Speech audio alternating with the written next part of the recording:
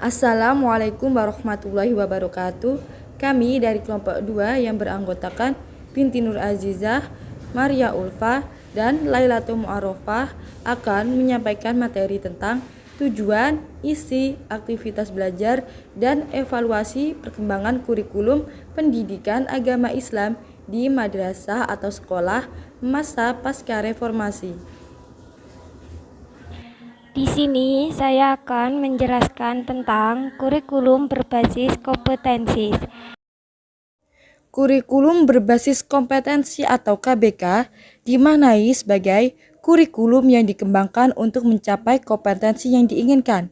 Dengan perkataan lain, kompetensi yang ingin dicapai dinyatakan secara eksplisit dan dijadikan dasar dalam pengembangan kurikulum. Kurikulum berbasis kompetensi atau KBK disebut juga dengan kurikulum 2004, yaitu kurikulum dalam dunia pendidikan di Indonesia yang mulai diterapkan sejak tahun 2004. Selanjutnya, tujuan pembelajaran berbasis kompetensi. Tujuan kurikulum berbasis kompetensi adalah mengembangkan potensi peserta didik untuk menghadapi perannya di masa yang akan datang dengan mengembangkan sejumlah kecepatan hidup.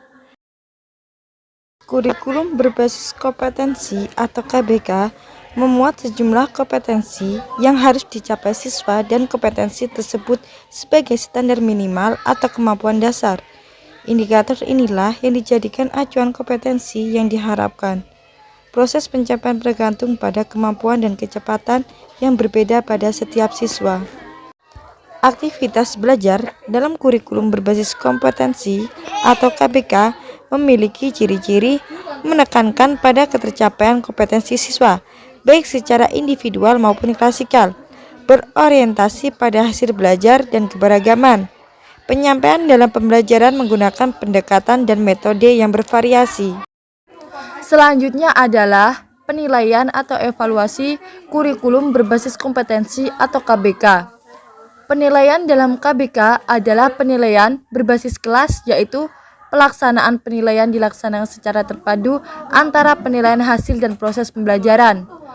Adapun beberapa evaluasi hasil belajar dalam implementasi KBK dilakukan dengan penilaian kelas, tes kemampuan dasar, penilaian akhir satuan pendidikan dan sertifikasi, benchmarking, dan penilaian program. Yang pertama yaitu penilaian kelas. Penilaian kelas dilakukan dengan ulangan harian, ulangan umum, dan ujian akhir. Ulangan harian dilakukan setiap selesai proses pembelajaran dalam satuan bahasan atau kompetensi tertentu. Penilaian kelas dilakukan oleh guru untuk mengetahui kemajuan dan hasil belajar peserta didik, mendiagnosa kesulitan belajar, memberikan umpan balik untuk perbaikan proses pembelajaran, dan penentuan kenaikan kelas. Kedua, tes kemampuan dasar. Tes kemampuan dasar dilakukan untuk mengetahui kemampuan membaca, menulis, dan berhitung yang diperlukan dalam rangkaian memperbaiki program pembelajaran. Tes kemampuan dasar dilakukan pada setiap tahun. Yang ketiga, penilaian akhir satuan pendidikan dan sertifikasi. Pada setiap akhir semester, diselenggarakan kegiatan penilaian guna mendapatkan gambaran secara utuh dan menyeluruh mengenai ketuntasan belajar peserta didik dalam satuan waktu tertentu. Untuk keperluan sertifikasi, kinerja dan hasil belajar yang dicantumkan dalam surat tanda tamat belajar tidak semata-mata didasarkan atas hasil penilaian pada akhir jenjang sekolah. Keempat, benchmarking merupakan suatu standar untuk mengukur kinerja yang sedang berjalan, proses dan hasil untuk mencapai suatu keunggulan yang memuaskan. Ukuran keunggulan dapat ditentukan di tingkat sekolah, daerah, atau nasional. Penilaian dilakukan secara berkesinambungan sehingga peserta didik dapat mencapai satuan tahap keunggulan pembelajaran yang sesuai dengan kemampuan usaha dan keuletannya. Yang kelima yaitu penilaian program. Penilaian program dilaksanakan oleh Departemen Pendidikan Nasional dan Dinas Pendidikan secara kontinu dan berkesinambungan. Penilaian program dilakukan untuk mengetahui kesesuaian kurikulum dengan dasar, fungsi, dan tujuan pendidikan nasional, serta kesesuaiannya dengan tuntunan perkembangan masyarakat dan kemajuan zaman. Saya akan menjelaskan tentang pengertian kurikulum tingkat satuan pendidikan, beserta tujuan kurikulum tingkat satuan pendidikan, beserta isi dan evaluasi tentang kurikulum tingkat satuan pendidikan. Yang pertama yaitu tentang pengertian kurikulum tingkat satuan pendidikan. Kurikulum tingkat satuan pendidikan adalah perangkat mata pelajaran dan program pendidikan yang diberikan oleh suatu lembaga penyelenggara pendidikan yang berisi rancangan pelajaran yang akan diberikan kepada peserta pelajaran dalam satu periode jenjang pendidikan. Penyusunan perangkat mata pelajaran ini disesuaikan dengan keadaan dan kemampuan setiap jenjang pendidikan dalam penyelenggaraan pendidikan tersebut serta kebutuhan lapangan kerja. Menurut Badan Standar Nasional Pendidikan, kurikulum tingkat satuan pendidikan adalah kurikulum operasional yang disusun oleh dan dilaksanakan di masing-masing satuan pendidikan. Kurikulum tingkat satuan pendidikan terdiri dari tujuan pendidikan, tingkat satuan pendidikan, struktur dan muatan kurikulum tingkat satuan pendidikan, kalender pendidikan, dan silabus. Yang nomor 2 yaitu tentang tujuan kurikulum tingkat satuan pendidikan. Yang pertama yaitu meningkatkan mutu pendidikan melalui kemandirian dan inisiatif sekolah dalam mengembangkan kurikulum, mengelola, dan memberdayakan sumber daya yang tersedia. Tujuan yang kedua yaitu meningkatkan kepedulian warga sekolah dan masyarakat dalam pengembangan kurikulum melalui pengambilan keputusan bersama.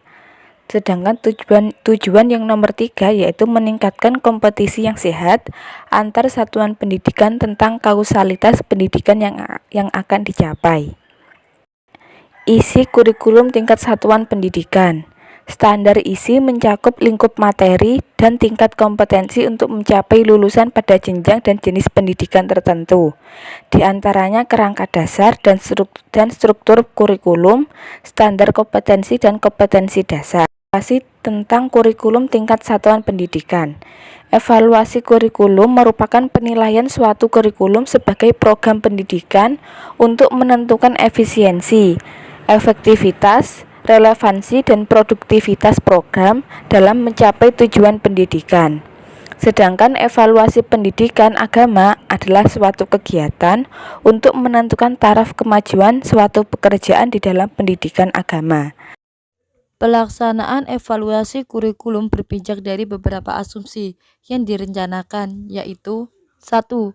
Program evaluasi didesain sebaik-baiknya guna memperoleh informasi yang baik pula. Kedua, program evaluasi dibatasi pada penemuan yang didukung oleh data yang kuantitatif dan tidak dapat mengabaikan informasi yang bersifat kualitatif.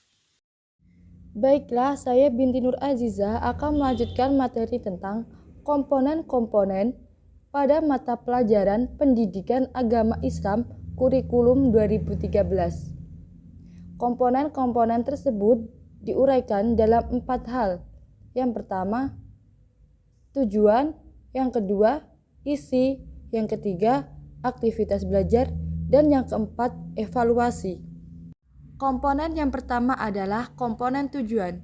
Pada kurikulum 2013, komponen tujuan kurikulum tertera dalam standar kompetensi lulusan atau SKL. SKL merupakan kualifikasi kemampuan lulusan yang mencakup sikap, pengetahuan, dan keterampilan peserta didik yang harus dipenuhi atau dicapainya dari suatu satuan pendidikan pada jenjang pendidikan dasar dan menengah. Pendidikan agama Islam dalam kurikulum 2013 merupakan mata pelajaran wajib yang dirubah namanya menjadi Pendidikan Agama Islam dan Budi Pekerti.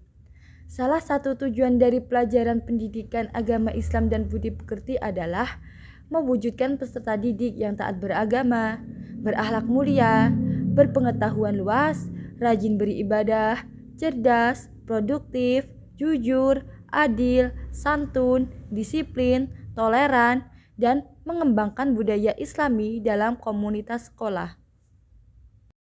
Selanjutnya adalah komponen isi. Pada komponen isi kurikulum 2013 terdapat kompetensi inti dan kompetensi dasar. Kompetensi yang semula diturunkan dari mata pelajaran berubah menjadi mata pelajaran dan dikembangkan dari kompetensi. Jadi, kompetensi isi yang dimaksud adalah KI dan KD yang terdapat dalam mata pelajaran pendidikan agama Islam. Materi kurikulum pendidikan agama Islam sendiri didasarkan dan dikembangkan dari ketentuan-ketentuan yang ada di dalam dua sumber pokok, yaitu Al-Quran dan Hadis.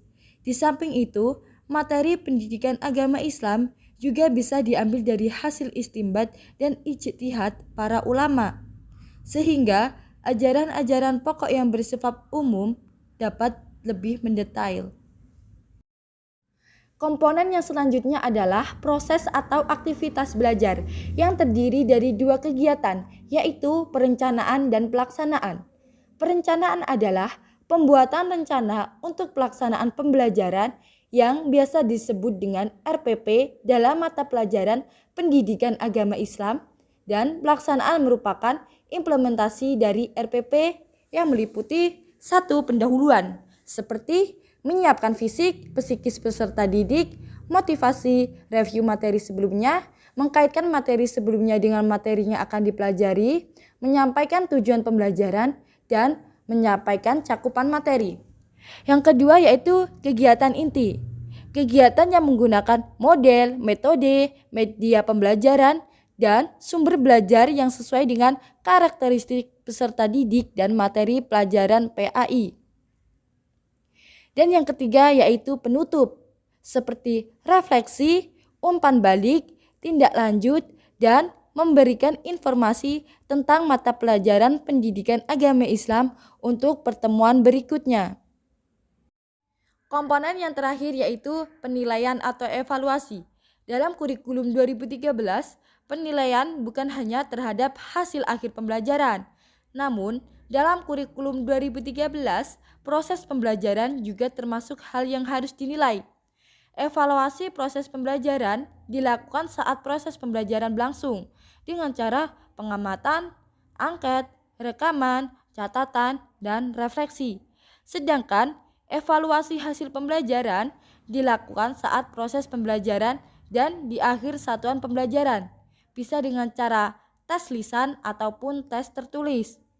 Dan hasil evaluasi akhir diperoleh dari gabungan evaluasi proses dan evaluasi hasil pembelajaran. Demikianlah materi yang dapat kami sampaikan, kurang dan lebihnya kami mohon maaf. Kami akhiri. Wassalamualaikum warahmatullahi wabarakatuh. Terima kasih.